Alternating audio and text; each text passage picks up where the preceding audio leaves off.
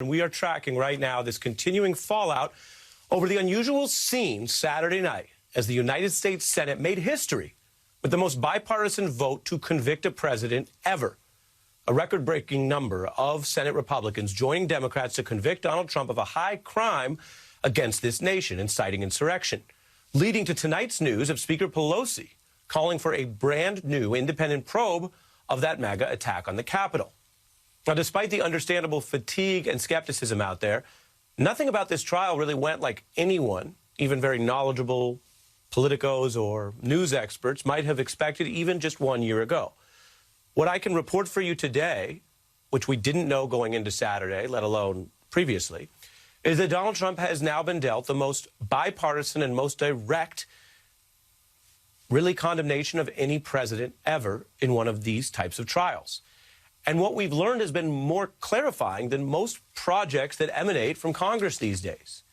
It included a first, Chuck Schumer and Mitch McConnell speaking in one voice about Donald Trump's immoral responsibility for his attack on democracy as we know it. And after all that, it is over. The Senate acquittal of Donald J. Trump. The final vote, 57-43. The failure to convict Donald Trump will live as a vote of infamy. President Trump is practically and morally responsible for provoking the events of the day. This was the most bipartisan presidential impeachment in the history of the United States. He knew who these people were. He perpetuated their anger and their violence and then directed it at the Capitol. That's what we proved.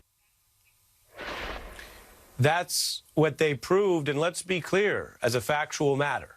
They did prove a lot in public, which is valuable for truth, even if the final vote was short of the supermajority that is required to convict and then potentially bar someone from office. It's also a measure of the strong case here that many Republicans like McConnell did not even try to claim this weekend that their vote to acquit was actually a vote for Trump's actions, instead dodging and weaving on technicalities, which has Speaker Pelosi denouncing that approach as cowardly. Now, that is the substance as we head into a new week in Washington. The politics are a bit more craven. Lindsey Graham, who famously called Donald Trump an embarrassing bigot before Trump won the nomination in the White House, well, Graham is now openly doing what the old Graham would have condemned, be that the Graham of 2015, who condemned Trump, or even the Graham who spent a large chunk of his career before politics as a military lawyer. Because Senator Graham is now trying to weaponize the serious legal process of impeachment into a political attack, doing it blatantly, rushing to argue that people who married into the Donald Trump family are now more likely to win a Senate seat someday thanks to this vote. North Carolina, the biggest winner, I think, of this whole impeachment trial is Laura Trump. My dear friend Richard Burr, who I like and have been friends to a long time, just made Laura Trump almost a certain nominee for the Senate seat in North Carolina to replace him if she runs, and I'll certainly will be behind her because I think she represents the future of the Republican Party. Well, the future is, I guess, paved with recent history. It was just January 6th when Senator Graham took to the Senate floor and said, quote, "Enough is enough" about pushing Trump's election lies. Now we can show you he's got plans to go down and see Trump at Mar-a-Lago to talk about the future. But within all of this hypocrisy is some bare political math for those who are following the politics, like Senator Graham. Republicans are out of power. Republicans are more splintered about Donald Trump now in public than at any point in these last 4 years, with more senators in the party on record, not only about opposing him in general, and by the way, everyone's free to support or oppose any leaders they want as a civic matter. But now you have more senators than ever before literally publicly convicting him as an enemy of the state. New York Times is writing about this fissure and how anti-Trump Republicans will have to figure out how they might go about transforming their party into something other than a vessel for a semi-retired demagogue. A conservative Wall Street Journal editorial board speaking out, saying Trump won't win another national election and that his behavior was inexcusable and will mar his legacy for all time, warning the GOP will remain in the wilderness until it does too. these are developments. If you've spent any time with those of us in the news over the last 4 years and said, when will this or that person stand up? Well, some of them are standing up. Not as many as the impeachment managers needed constitutionally, not as many as folks around the country, and I don't just mean Democrats are resistant, but a lot of folks wanted, but more than before. So that means whatever one thinks of exactly how the trial went, it is now clear that it flushed out into the open what really 5 years of Trump's antics did not, that many conservative leaders, from the thinkers at the Journal to some donors on Wall Street to Mitch McConnell to several senators, they all know Trump was a dangerous demagogue. They are going on record, however tardily, against him. They're also out of power. They may be standing up precisely because the voters kicked them out. And other than some red state Republican primaries, which are, of course, a collection of a minority's set of views, the majority in America does not prefer Trump. It didn't in 2016. It didn't in November 2020. It didn't in January 2021, which is pretty recent, when Trump made himself the issue in Georgia, and Georgia, a historically red state, picked 2 Democrats and dethroned and demoted Mitch McConnell. So there are a lot of leaders here, even within Republican ranks, who believe that Kevin McCarthy and Lindsey Graham are wrong to bet that cowering down in Florida is the road to power, that packing your bags and your morals and hoping the road to more power in Washington runs through Florida's Mar-a-Lago is a losing bet. Let's get into all of it now, the law, the politics, and the civic challenge ahead. We are thrilled to have quite the expert panel. Melissa Murray, law professor with NYU University, who NYU doesn't demand to be called Judge Murray, but it has happened in some of these discussions. Jason Johnson, a journalism professor and analyst for us, and Bill Crystal, director of Defending Democracy Together. There are many aspects to this, and I've tried to, in our trial coverage, really focus, Jason, on that it is a constitutional process. But the trial is over, the votes are in, and so out of our experts here, I go to you on the politics first, because it seems that many senators are admitting that's how they viewed it, and yet more Republicans speaking out against Trump, even in a political lens, than before.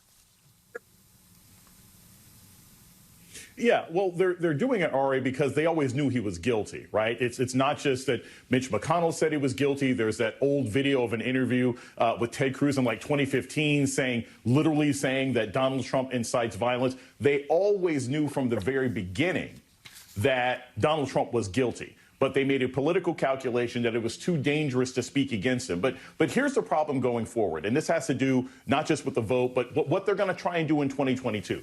Usually, if somebody gets knocked out of power, the next people to step up are very clear, right? Well, it's not going to be Mike Pence, because the Republicans in the Senate basically just said, well, we want him dead, right? We don't care about the fact that Trump tried to have him killed. It's not going to be Josh Hawley. He's been such a disappointment. He's been pilloried throughout the press. Nobody really likes Ted Cruz. So the Republicans aren't just in the wilderness from the standpoint of we don't know how we want to deal with Trump. They don't know what their leadership is going to be. Because even their leaders, whether it's Mitch McConnell or Mike McCarthy, have all pretty much come forward and spoken out of both sides of their neck when it comes to Donald Trump. So for all these years where it was easy to say Dems in disarray, we now literally see a Republican Party that is in disarray. And the only part of the party that seems to be organized is the part that wants to be a front for a terrorist organization. And that's where you get your Jim Jordans and your Matt Gaetzes. So that's the real difficulty they're facing here. They're going up against the polls. They're going against their voters. And while Mitt Romney may get censured and Cassidy in Louisiana may get censured, the vast majority of the party is trying to figure out, how do we have a national message going forward that's not just we're white nationalist terrorists and you should like us? Professor Murray, your view on the utility of a trial that does establish where people are at on whether Trump did it. More Republicans admitting he did it than there were conviction votes. Well, again, I've said from the beginning that this was going to be something that played out not just in the halls of the Senate, but also in American living rooms. Like, they were making a case to the Senate, surely, but they knew that their case would likely fall on deaf ears. The bigger play was to make clear to the American public that this happened on January 6th, not by chance, but because this particular president stoked the fires for weeks and then set the whole thing aflame with a single match at that January 6th rally. So they were making a case. And again, I think Jason's exactly right. The point, I think, of the impeachment trial at bottom was to make the case to the American people that this is someone who was not fit to serve on January 6th and is not fit to serve going forward. Bill? I think the House managers did a terrific job of making that case, and we shouldn't let it go by without really acknowledging that. As an American, I really felt proud watching them make those arguments. Not every country has a system, whatever damage Trump has done to it, where you can impeach a president and have an actual hearing before the Senate in which the House members of the House, elected officials, make serious, constitutional, fact-based arguments calmly and eloquently in a way that speaks to the senators and the voters' better judgment and to their intellect and to their, and treats them as serious adults and serious citizens. A lot of Republican senators didn't want to hear it. They were just there to be a juror. They were not there to be jurors. They were there to be jury nullifiers, and so they did that. I wish I could be as optimistic though as Jason about the future. Most of the Republican Party is on board with Trump, and that is Lindsey Graham is right politically in his analysis of the intra-Republican dynamics. Maybe that's a losing hand. I hope it is. I wish I could be more certain, though. I mean, it was kind of, they do have 50 senators and 211 House members, and Trump lost a few key states by a few votes. And 2022 is going to be an off-year election, the Biden presidency. Bill, we've gotten to know you. We don't really think of you as an optimist, man. Thank you. Right. Well, what's the joke that the good thing about being a pessimist is either things go badly and you're right, or things go well and you're pleasantly surprised. I hope I will be pleasantly surprised. But I would say this also. Just you mentioned the Wall Street Journal editorial page, which has been such a legitimizer, rationalizer for Trump among conservative elites. Take that as an example. If Trump were to be the nominee in 2024, or a Trumpist were to be the nominee, or if Trumpists were to win Republican primaries, whether it's Trump literally or people like Trump in various states, do we not think the Journal will support those people? Do we not think a lot of those donors will come back to support Kevin McCarthy's Republicans in the House in 2022 when it's, oh my God, we have a chance to win the House and stop the Biden left-wing horrible agenda? So I am remain worried as ever, and I say this with great respect for the 10 House Republicans and 7 Senate Republicans who did the right and courageous thing. I am as worried as ever about the future of the Republican Party, and it's one of our 2 major parties, so I'm worried about the future of America. Well, Bill, you're doing it right now. I mean, here you have the Journal that's finally standing up, which is what people asked for, and you're saying, yeah, because it's convenient, but you pessimistically worry that they won't actually be intellectually consistent when they can get tax cuts in exchange for something else in the future. On the flip side, the premise of my joke, if you want to call it that, is that Bill's pessimism has been right. He was very stark about, Melissa, about the way that he thought Donald Trump was not a political difference of opinion. But Bill and a few others spoke out very early on of saying, no, this is a threat to democracy. How has that borne out, Melissa, as a final thought about the trial? Well, I mean, I think one of the things we haven't really talked about is what does this mean for impeachment as a constitutional restraint on executive power going forward? And this is something I'll be talking about with my students tomorrow in con law, but I think it's clear that impeachment can still be an effective restraint on other public officials. But given our highly polarized political climate, I really wonder if this really can be an effective tool for an executive or a chief executive that has really run amok.